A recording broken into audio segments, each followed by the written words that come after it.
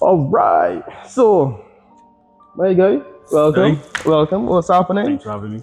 Of course. So, I don't want to say the odds of having this, man, but it's quite a privilege. It's a privilege, my guy. It's a Thanks. privilege. I'm not gonna lie. Seeing it on the dyno the other day, seeing it here close up in person. Let me get into it. Guys, Zam here from Rev8Performance. Hope you all are doing well. I have with me today Kurt World. Kurt. Introduce yourself. Okay, name is Kurt World. Been into racing since 2001. Took a break, a hiatus for a good couple of years. Bought this Starlet as a shell and engine separately in 2017 and started to make some changes and put it back together to be what I wanted to get back into racing. All right, so you Different label a body kit. few things right there. We can break them down one by one. They say it started in 2018. No, well, bought the car in 2017. Bought the car in 2017. Yeah. Right. So, what got you into motorsports? You have been around the industry in a while. We speak for those who don't really know you. What got you into motorsports? And then we can jump to the 2018 onwards with this. What got you into it, Kurt?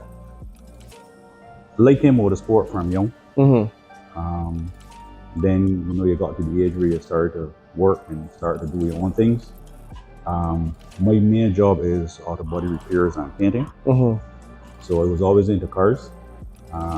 I would say what actually got me into car racing 2001 at Bushy Park was a good friend of mine, Snapper.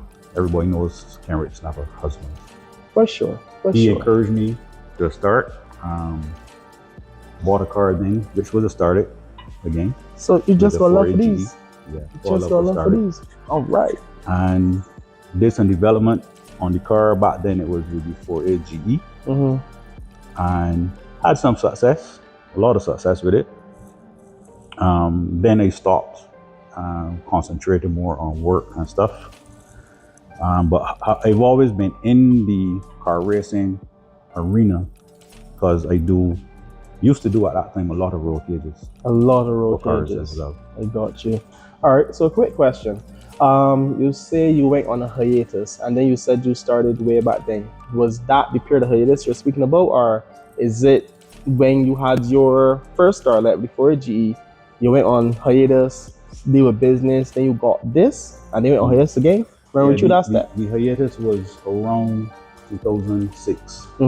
So from 2001 to 2006. Just using field, using industry. Right. Went on the hiatus in 2006 until 2017 when I bought the car. But we're still always around, we're still always doing a lot of road cages, whether it was for cars at Bushy Park or even a lot of guys that do rallies and stuff. Got you. So still always paid attention to the motorsport, but was actually driving in it. We can definitely touch on the road cages, but I think safety is important, and a lot of people safeties don't give a fast track time or a fast quarter mile time. So people just ignore it, but there's a lot more to that than that. We can touch on that here. Let me get this out the way first. So you said 2016 is when you got this bad boy? 17? Yeah. 2017 onwards. It went through different stages from what you understand. What was it like having this? You had the same F20 in it or no? Yeah, so 2017 when I bought it, I really went to buy the engine and gearbox and harness from the people at the time. They had the shell there, everything was separate. Yeah. I ended up getting what I went for and the shell as well. Bought the shell and suspension as well.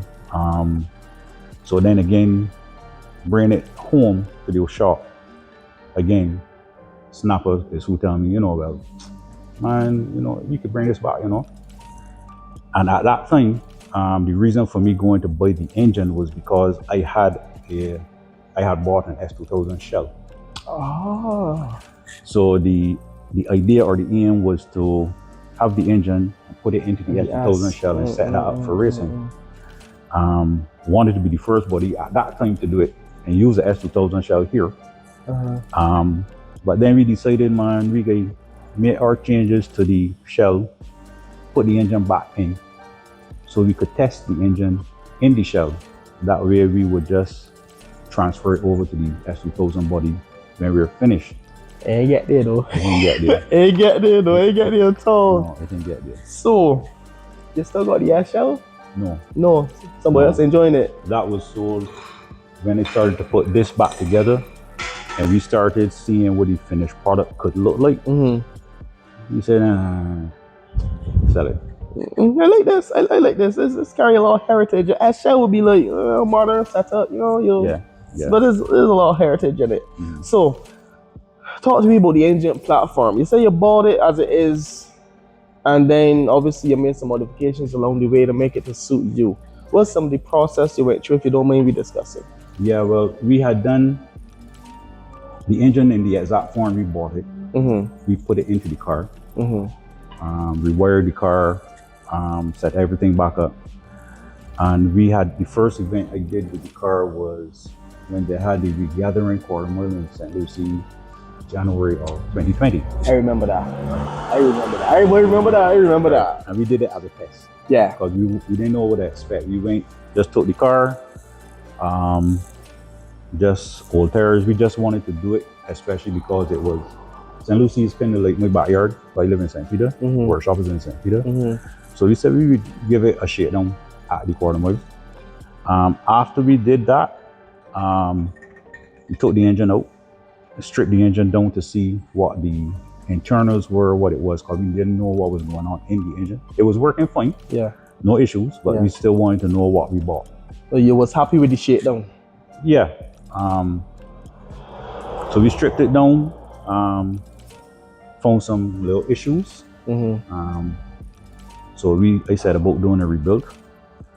I did do a rebuild that was finished in 2023. But we had some issues with that on the dyno.